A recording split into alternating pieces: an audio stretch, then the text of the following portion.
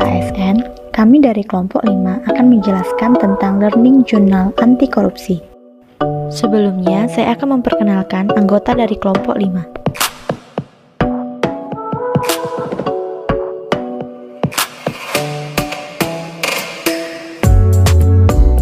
Dalam video ini, kami akan memaparkan tentang definisi korupsi, sikap anti korupsi, tujuan ASN mempelajari anti korupsi, serta nilai-nilai dasar anti korupsi.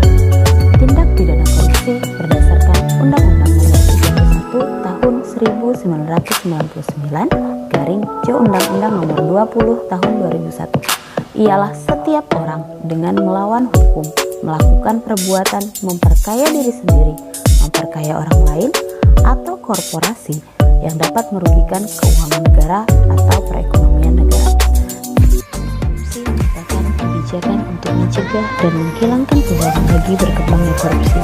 Pencegahan dimaksud dalam arti bagaimana meningkatkan kesadaran individu untuk tidak melakukan korupsi dan bagaimana menyelamatkan uang dan aset negara. Tujuan kenapa ASN harus mempelajari tentang anti korupsi antara lain adalah setelah mengikuti pembelajaran terkait anti korupsi, diharapkan mereka dapat menyadari dampak perilaku dan tindak pidana korupsi bagi kehidupan diri pribadi, keluarga, masyarakat, dan bangsa. Selain itu, mereka dapat menjelaskan cara-cara menghindari perilaku dan tindak pidana korupsi. Mereka dapat menjelaskan pembangunan sistem integritas untuk mencegah terjadinya korupsi di lingkungannya, serta membiasakan nilai dasar anti korupsi bagi kehidupan diri pribadi, keluarga, masyarakat, dan bangsa. Dan yang terakhir, tujuannya adalah untuk menganalisis kasus nilai anti korupsi itu sendiri. Sebab terjadinya korupsi terbagi menjadi 3 aspek, yaitu aspek individu, aspek organisasi, dan aspek masyarakat.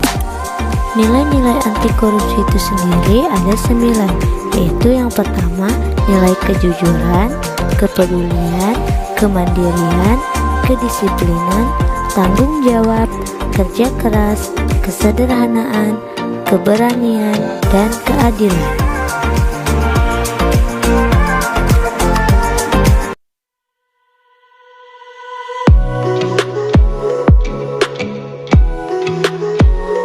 Menurut saya, Pak Kabul Aman mampu menumbuhkan rasa ingin tahu peserta dan membuat peserta berani mengutarakan pendapatnya terhadap materi yang disampaikan.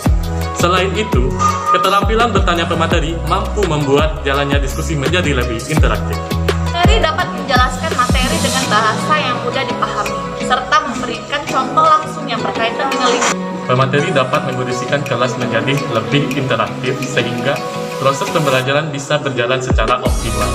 Pemateri tidak berdiam di suatu tempat tetapi aktif mengeksplorasi semua peserta yang ada di kelas. Materi membuka pembelajaran dengan memberikan games atau icebreaker di awal sesi untuk menarik peserta terhadap materi yang akan disampaikan.